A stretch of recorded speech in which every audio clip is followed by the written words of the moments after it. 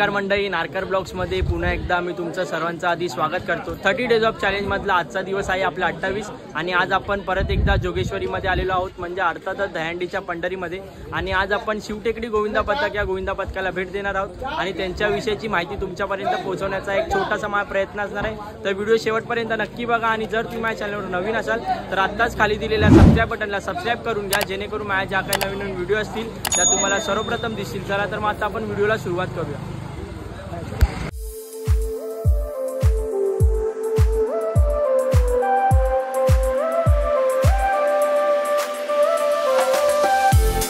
Finally आपण इकडे आलेलो तर आहोत शिवटेकडी गोविंदा पथकाच्या सरावाच्या ठिकाणी आणि तुम्ही बघू शकता शिवटेकडी गोविंदा पथक हा 2025 मध्ये प्रो गोविंदाला सुद्धा आहे हैदराबाद डायनामोन्स नावाने। आणि इकडे सरावाला आज सुरुवात झालेलीच आहे। तर आपण आता प्रशिक्षक आणि जे कोण मंडळाचे मार्गदर्शक आहेत त्यांच्यासोबत भेटूया आणि मंडळाची माहिती तुमच्यापर्यंत घेऊन येऊ। मंडळी आता आपल्यासोबत जोडले गेलेले आहेत पप्पी मोरे, अर्थात त्यांचं नाव आहे ययाती मोरे दादा आणि या दोन दादांना आपण आता शिवटेकडी गोविंदा पथकाची माहिती विचारणार आहोत। शिवटेकडी गोविंदा पथकाची स्थापना कधी झाली आणि तेव्हा काय विचार होता शिवटेकडी गोविंदा पथकाची स्थापना करण्यात? माझं नाव ययाती सुंदर मोरे, मला शिवटेकडी गोविंदा पथकामध्ये पप्पी दादा बोलतात। शिवटेकडी गोविंदा पथकाची स्थापना 2007ला झाली। याच्यापूर्वी आम्ही एका वेगळ्या गोविंदा पथकावर खेळत होतो। तिकडे आमची पोरं सगळी जात होती, पण आम्ही स्वतः असा विचार केला की आपलं स्वतःचं मंडळ चालू करावं।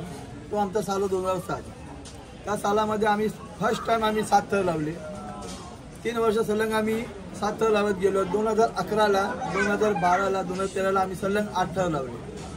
त्याच्यानंतर काही वेळामध्ये सरकारचे काही नियम आले 4 थराचे, त्यामुळे थोडंसं आमचं मंडळ जागेवर थांबलं होतं, पण आमचा सराव हा चालूच होता।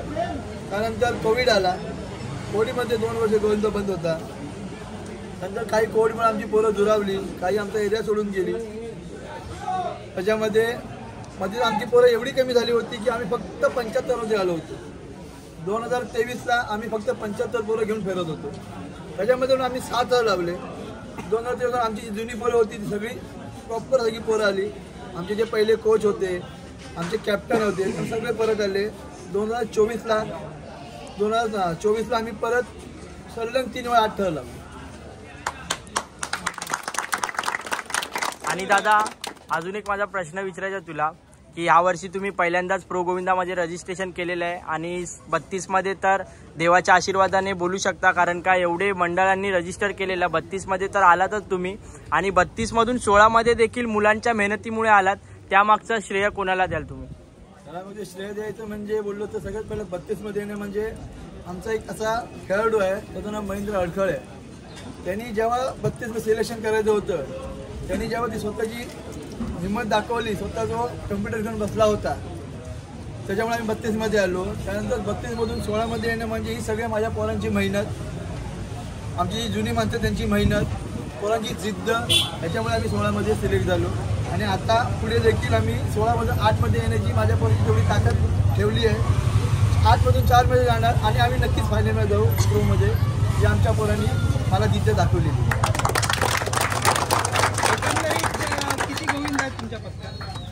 एकंदरीत आमच्या गोविंदापासून 200 पोरं आता प्रॅक्टिस करतात। अशी तर आमची 350 पोरं आहेत, पण ते आता जागेवर येत नाहीत, कारण की प्रत्येकाला काम आहे, कोणी लांब राहतं। अशी आमची 10 ते 15 पोरं आहेत, ते विरारवरून येतात। आमच्या मंडळीची पोरं आहेत, पण इथं आमच्या शिवटेकडे सोडून गेलेले आहेत, पण ते कोणत्या पथकात विसरले नाही। अशी आमची टोटल पोरं वगैरे तर आम्ही 350-300 पोरं आहोत। आता प्रो गोविंदा हा सुरू झालेला आहे। प्रो गोविंदामुळे आम्ही भरपूर पथकाचे इंटरव्ह्यू घेतो, त्याच्यात असं आम्हाला सांगण्यात येलं आहे की प्रो गोविंदामुळे 0% इंजुरी होते। हे असं आहे का की जे पहिले इंजुरीज व्हायचे गोविंदांना, प्रो गोविंदामुळे ते आता कमी झालेले आहेत, कारण प्रॅक्टिस तुमची 2 महिन्या अगोदर सुरू होते? तर हे खरं आहे? हो, ते खरंच आहे। प्रो गोविंदामुळे खरोखर 0% इंजुरी होते, कारण की जो तो आपली सेफ्टी बाळगतो, तसं आम्हाला तुम्हाला सांगतो। ह्याच्यापुढे आम्ही हे आमचे मॅट आहेत, आम्ही पहिला मॅटवर प्रॅक्टिस करत नव्हतो, आम्ही फक्त आमच्या जमिनीवर प्रॅक्टिस करत होतो। त्याच्यामध्ये गेल्या वर्षी आमच्या एका पोराच्या पायाला इंजुरी, पण मोठी इंजुरी झाली होती। प्रो गोविंदामध्ये सिलेक्ट झालो, आम्ही स्वतःचे मॅट घेतले, आम्ही स्वतःची काळजी घेतो। पोरं सगळे एकमेकांची काळजी घेऊन कामं करतात, त्यामुळे प्रो गोविंदामुळे आम्हाला खूप फरक पडतो। यावर्षीचा तुमचा संकल्प काय आहे? आमचा संकल्प आहे की सगळ्यात पहिला संकल्प 8 थर लावणं, प्रो गोविंदामध्ये. त्याच्यानंतर जो आपला उत्सव आहे, जो आपला सण आहे भारताचा, तो व्यवस्थितपणे पार पडणार. आणि त्या उत्सवामध्ये असं आमच्या पोरांना संपलं की आम्ही नाव ठरलो. प्रो गोविंदा कितपत फायदेशीर ठरतो गोविंदा पथका? प्रो गोविंदा प्रत्येक पोराला खूप फायदेशीर ठरतो.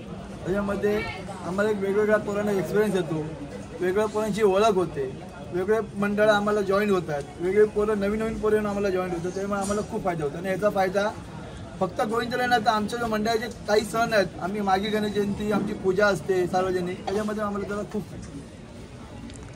तर धन्यवाद दादा, खूप सुंदर माहिती दिलीस त्यासाठी. आणि मी सुद्धा श्रीकृष्णाचरणी हीच प्रार्थना करेन की शिवटेकडी गोविंदा पथकाचे जे काही 2025चे स्वप्न असतील ते यावर्षी पूर्ण होऊन दे. गणपती बाप्पा मोरया, बजरंग बली की जय, जागेवाले की जय, लोकेश्वरी माते की जय, हर हर महादेव, ओम नमः पार्वती पते, हर हर महादेव.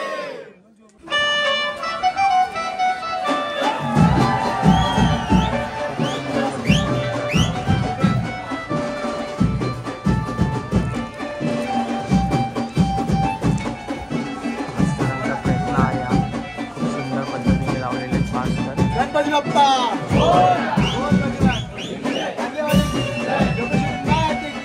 हर हर.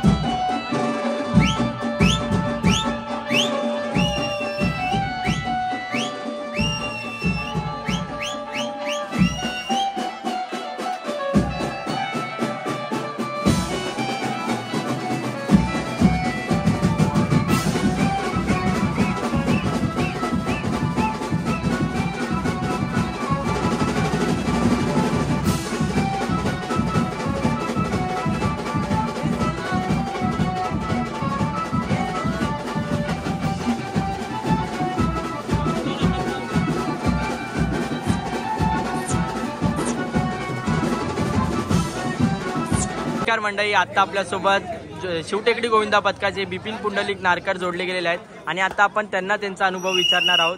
तर दादा, माझा पहिला प्रश्न तुला हाच असणार आहे की तू या गोविंदा पथकामध्ये कधीपासून खेळतोयस? आम्ही लहानपणापासून खेळतो, पण जेव्हापासून आमचं हे जे आलं शिडी वगैरे, तर जसे कोच बोलले की आम्ही तिकडे खेळायचो पहिलं, आणि 2007पासून इथे आहे. आता माझं रनिंग. आणि दादा, तुझं हे 50वे वय आणि तरी पण तू गोविंदा खेळतोयस. आणि कसं तुझं शिवटेकडी गोविंदा पथकासोबतचं असं काय तुझं नातं जोडलेलं आहे? म्हणजे लहानपणापासून या लोकांनी मला म्हणजे भरपूर असं प्रोत्साहन दिलेलं आहे की काय त्याच्या अगोदर जे ते बोलले ना 2017ला लागले, 2013ला, तेव्हा माझा मुलगा टॉपर होता. आणि दादा, आता तुझा अनुभवातला एक क्षण दहीहंडीला घेऊन. माझा अनुभव म्हणजे मी सांगू ना, मी गोविंदासाठी काही करू शकतो. आणि माझ्यासाठी हे जो पूर्ण जे गोविंदा पथक आहे, हे मला मामा बोलतात, काका बोलतात, त्यांच्यामध्ये वयस्कर मीच आहे. ते दीपक शेट्टे सोडल्यानंतर मीच वयस्कर आहे. पण ते लोक मला एवढे धरून जातात की आता पण ते लोक मला बोलले, जा तू, तुझ्यावरती कसं वेट टाकलं. पण आपल्याला आवड आहे, आणि आवड असली तर सवड बरोबर येते माणसाला. मी ऐकले तुम्ही विरारवरून येता इकडे दर दिवस प्रॅक्टिससाठी. कसं काय हा एवढा मोठा? काही कारणास्तव गेल्या वर्षी मी विरारला राहायला गेलो, माझी पोळी इथेच होती. आता मग तेथून मला आवड आहे तर मी येतोच रोज. तर ऑफिस आणि दहीहंडी कसं मॅनेज करता दररोज? माझा स्वतःचा थोडा बिझनेस स्वतःचा आहे, मग मी तो थोडा मी वेळेवर येतो इथे, सगळ्यांच्या अगोदर येतो. तसं काही नाही, काही जर पाऊस पडला मग थोडं टाळतो. क्वालिफाय झालात तुम्ही, कसं काय वाटतंय? त्यामुळे अजून आम्हाला उत्स्फूर्त वाढली, आणि आमच्याकडनं आणि कोचकडनं जास्त अपेक्षा वाढल्या की आता तुम्ही मगाशी कोच बोलले की याच्यापुढे आम्हाला 9च लावायचं. कारण 8 आम्ही ते 3 वेळा बोलले, एकदम एक्साईट होऊन त्यावेळी आम्ही 4 लावले, 4 वेळा लावले. 8 आम्ही काय ह्यावेळी 9 लावायचे. तर धन्यवाद दादा, खूप सुंदर माहिती दिलीस त्यासाठी. थँक्यू. आणि इकडे सुद्धा थर लावायला सुरुवात केलेली आहे आणि बघू शकता 1 2 3 4 5 6 6 थर लावलेले, 6 थर लावलेले आहेत आई इकडे.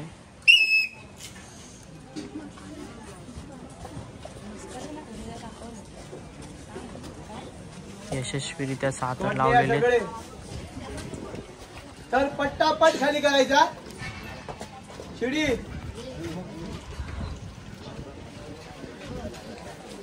हे आता आपल्यासोबत जोडले गेलेले आहेत शिवटेकडी गोविंदा पथकाचा हा एक दादा गोविंदा, त्याचं नाव आहे निखिल आमरे.